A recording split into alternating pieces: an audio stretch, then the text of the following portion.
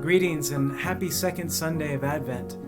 Today I think we should spend some time thinking about the question that we hear about in St. Peter's second reading to us. What sort of person ought I to be? What sort of person ought I to be? May I suggest today that to be a complete person is who we ought to be.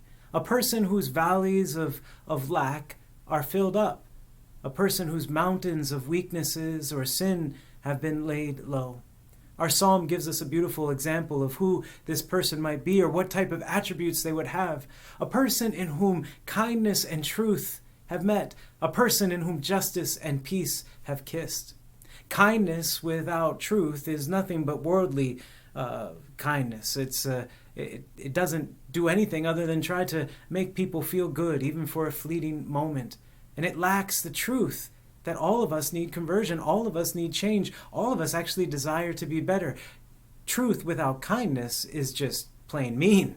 It's harsh, and it drives people away from the truth. Justice without peace is also cold and rash and harsh. And peace without justice is actually an impossibility. It's a fiction that will eventually lead to oppression and violence if the wrongs that need to be addressed in justice are not actually met. It's also possible to not be complete in the midst of holiness and devotion. Sometimes we can have holiness without devotion, but it's not sustainable. Devotion is meant to help our holiness, and likewise vice versa. Our holiness leads to devotion. And devotion without holiness is likewise cold and an empty shell that will never reach our hearts.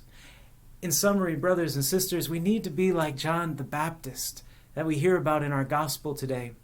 Here is a complete man, and he speaks the truth boldly to a world that needs to hear it, but does so in the kindness of wrapping everything in the love and the mercy that God has for us, his desire to forgive us. We need to be different.